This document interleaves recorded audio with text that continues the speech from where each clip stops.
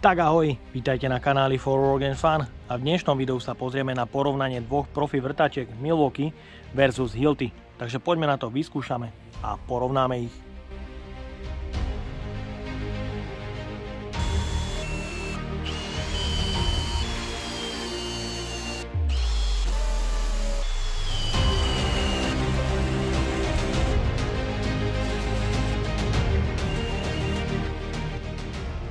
V dnešnej porovnávačke sa pozrieme na dve vrtačky, ktoré sú odvekými rivalmi v profesionálnej sfére, Hilti versus Milwaukee. Sú tu samozrejme rozdiely vo vrtačkách a výkonoch, ale samozrejme je tu rozdiel aj v batériových systémoch, kde Hilti používa 22V batériový systém a aj maximálna sila je 80 Nm, kdežto Milwaukee používa stále iba 18V batériový systém a aj maximálna sila je ale 135 Nm. Ak by ste chceli vidieť recenzie a odbalovačky na tieto dve profesionálne vrtačky, nájdete ich hore v karte. No a v dnešnej porovnávačke si teda zmerajú síly Hilti s modelovým označením SF6HA22 versus Milwaukee One PD druhej generácie. Katalógové ceny týchto dvoch vrtačiek nie sú žiadna sranda. Vrtačku Hilti s jednou 2,6, 5,2 a s jednou 8 Ah batériou, samozrejme rýchlou nabíjačkou v kufriku, ktorý nie je systémový, dokážete kúpiť za nejakých 930 €, čo si myslím, že nie je žiadna sranda. Taktiež u Milwaukee tie ceny sú nastavené rovnako vysoko, ale vrtačku v sete s dvomi 5 baterkami, a ak si dokúpite jednu 5,5 alebo 8 Ah batériu, vás to vyjde zhruba na nejakých 830 až 860 €. A samozrejme je tu kufrik, ktorý je systémový. U Milwaukee sú dostupné batérie v sérii M18 od 1,5 až do 12 Ah v sérii High Output batérií, ktoré používajú články 21700. Tieto batérie M18 ale nie sú kompatibilné so strojmi zo série MX. Hilti používa batérie 22V CPC už od 2,6 Ah až po 8 Ah batérie. Jedine tá používa články 21700. Tu ale Hilti pripravuje revolúciu v podobe nového batériového systému Neuron, ktorý bude plne kompatibilný so všetkým 22V náradím a poskytne extrémne veľké batérie, či už pre 22V systém alebo pre veľké priemyselné stroje. Ergonómia a spracovanie je u obidvoch modelov na vynikajúcej úrovni. Obidve vrtačky sa v ruke držia veľmi dobre, taktiež sa s nimi pracuje veľmi dobre, majú pogumované prvky proti náhodnému poškodeniu, ale kompaktnosť je určite v prospech Milwaukee, pretože jej telo má maximálnu dĺžku 175 mm a Hilti niekde okolo 210 mm. Celková výška, ak sa použijú 2 Ah batérie, je určite v prospech Milwaukee. Pozrieme sa aj na celkovú hmotnosť, kde Hilti bez batérie 1722 gramov, Milwaukee bez batérie 1472 gramov. Ak sa použije dvojka batéria u Milwaukee, je to 1905 gramov. Ak sa použije batéria 2,6 Ah od Hilti, 2215 gramov. Ak sa u Hilti použije 5,2 batéria, je to 2546 gramov. Ak sa u Milwaukee použije 5 baterka, je to 2203 gramov. Ak sa u Milwaukee použije 5,5 Ah batéria, je to už 2564 gramov. Hilti s 8 baterkou 2865 gramov.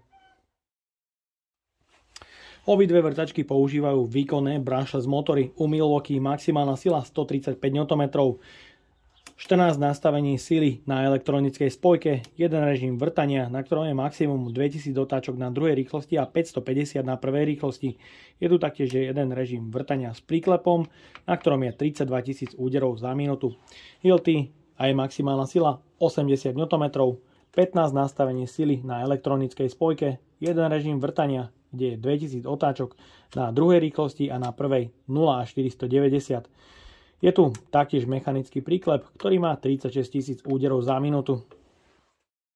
U obidvoch modelov nájdeme pevné a presné skľúčovadlo pre nástroje od 1,5 až do 13 mm s funkciou uzamykania. Obidva modely používajú beznástrojový systém upínania pomocného madla, ktorý sa dá upínať iba na pravú a ľavú stranu vo vodorovnej polohe. Myslím ale, že Hilti to má spravené o niečo pevnejšie. Signalizácia stavu nabitia batérie u Milwaukee v 4 leveloch a u Hilti rovnako v 4 leveloch.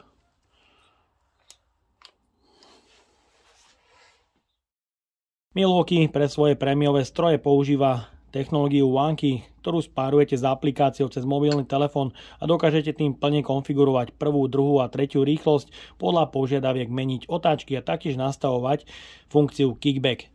Používa jedno LED pracovné osvetlenie, ktoré má oneskorené vypnutie a taktiež sa jeho dĺžka osvetlenia dá nastaviť v aplikácii. Hilti má tu samozrejme jednoduchý systém na pätici, ktorý ale dokáže schladiť batériu, pretože vo vnútri sa nachádza veľký hliníkový pasív a pre LED pracovné osvetlenie sú tu až dve LEDky. LED pracovné osvetlenie u Hilti sú tu dve LEDky a tieň sa nevytvára oproti skľúčovadlu, čo je fajn. Milwaukee používa jednu LEDku pre LED pracovné osvetlenie a rovnako nevytvára tieň oproti skľúčovadlu.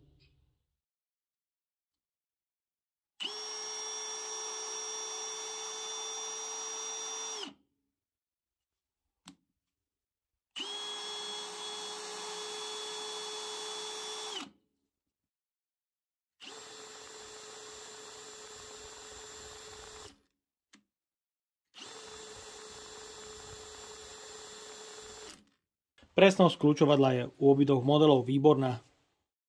Taktiež sa pozrieme na hlučnosť a otáčky obidvoch mašín.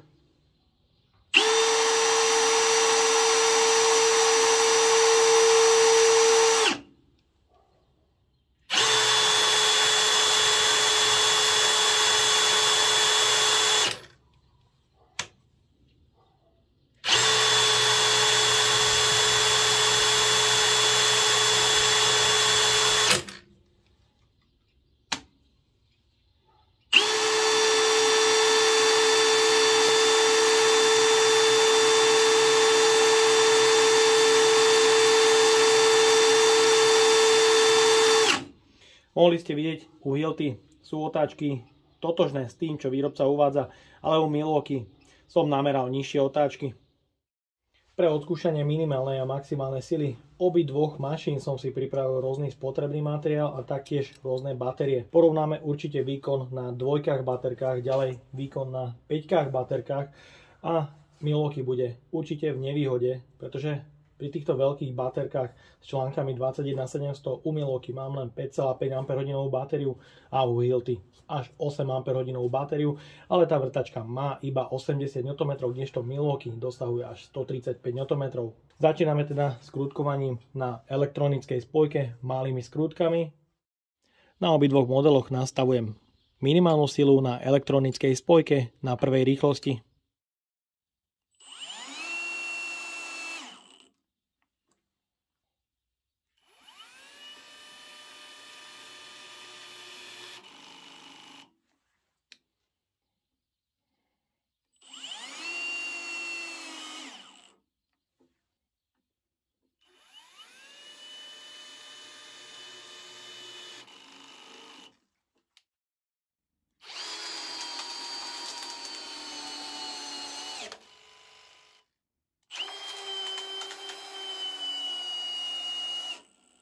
Obidve vrtačky majú spojku dostatočne citlivú na to, aby zaskrutkovali malinkú skrutku, ale musím povedať, že spojka je určite citlivejšia u Hilti.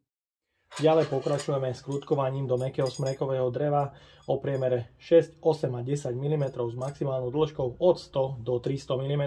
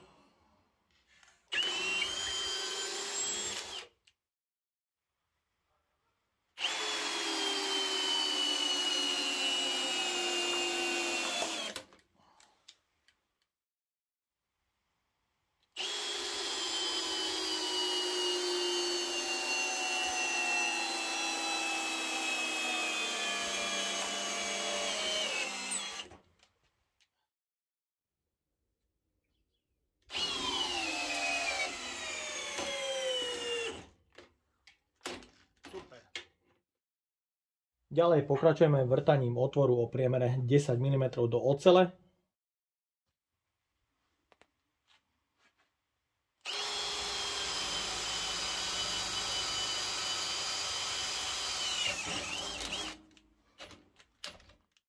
Ďalej pokračujeme vrtaním do betónu o priemere otvoru 10 mm.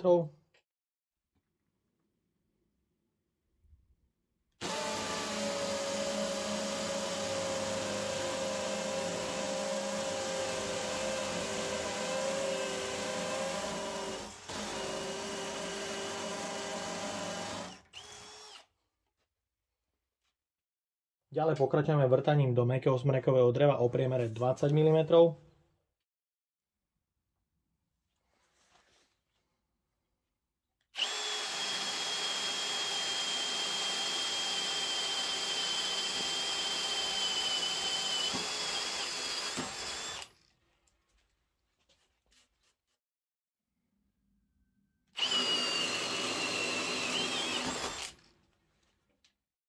Ďalej pokračujeme vrtaním otvoru o priemere 28 mm.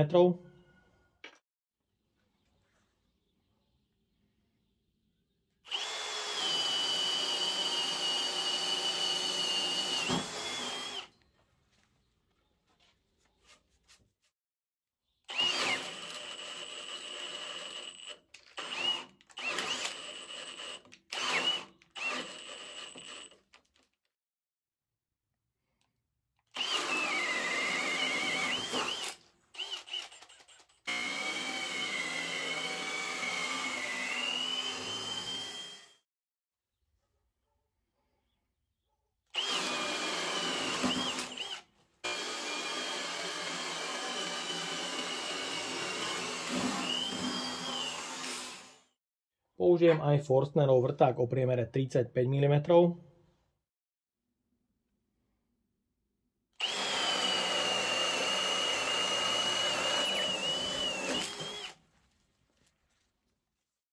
Ďalej pokračujeme špirálovým vrtákom 16x200 mm.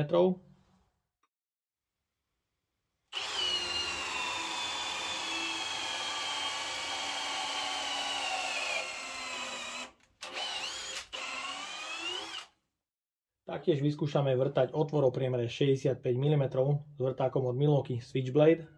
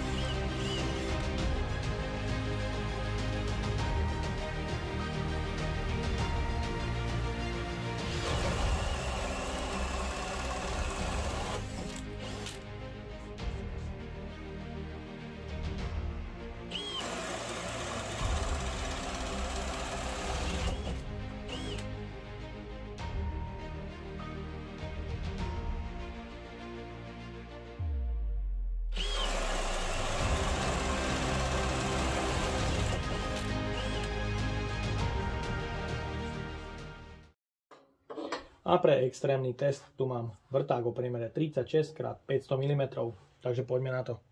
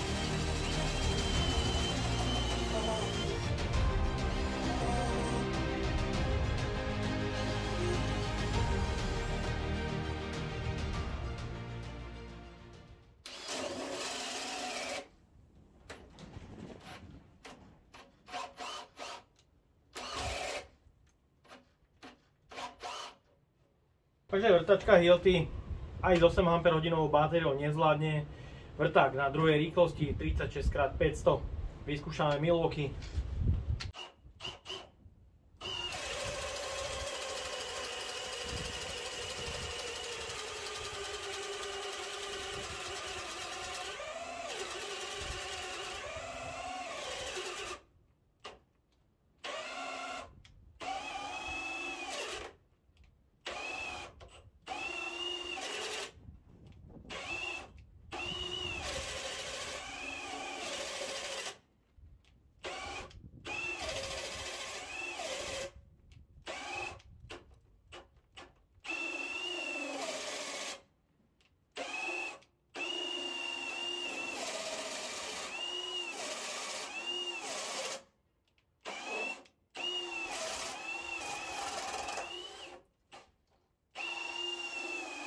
Takže Milwaukee to na tomto kuse dreva zvládlo, ale veľmi ťažko, takže je to naozaj extrémny test a myslím, že žiadna z vrtačiek do 150 Nm nie je stávaná na to, aby na akomkoľvek kuse dreva zvládla takýto extrémny otvor, pretože drevo je materiál rôznorodý a tým sa to na jednom kuse podariť samozrejme môže, to ste mohli vidieť v predchádzajúcom videu.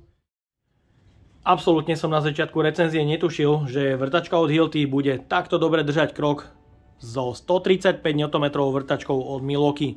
Je to pre mňa veľkým prekvapením, že 80 Nm stroj dokázal dorovnať silu 135 Nm monštra od Milwaukee, ktorá je extrémne dobrá, je malá, kompaktná a zároveň veľmi výkonná, ale určite tej vrtačke musím vypichnúť už dve veci. Prvou je, že sa motor pri dlhšej práci a extrémnych aplikáciách samozrejme zahrieva, pretože ten motor je naozaj malý a taktiež, že otáčky nesedia s tým, čo výrobca uvádza. Naopak u Hilti tie otáčky sedia absolútne na chlb a je veľkým prekvapením, že 80 Nm stroj podáva až takýto dobrý výkon a dokáže držať krok so 135 Nm vrtačkou. Samozrejme ale za to môže aj použitie batérie, kde som použil u Hilti až 8 Ah batériu a dúfam, že mi prepáčite, že u Milwaukee som použil iba 5,5 Ah batériu zo série High Output. Ak by som použil 8 baterku, bolo by to možno vyrovnané, ale zatiaľ tú batériu nemám k dispozícii, pretože ceny týchto batérií sú úplne niekde inde ako v hobby sfére. Tá baterka stojí 230 € a zatiaľ som sa ju neodhodlal kúpiť. Takže to hodnotenie, ktorá z týchto vrtačiek je víťazom, nechám samozrejme na vás. Ak by ste ma aj vy chceli podporiť finančným príspevkom, dole do popisu vkladám link na PayPal Donate. No a odo mňa je to na dnes všetko. Ak sa vám toto porovnanie páčilo, dajte like, potvrďte odber a zvonček, aby vám už neušlo ďalšie video. Ahoj!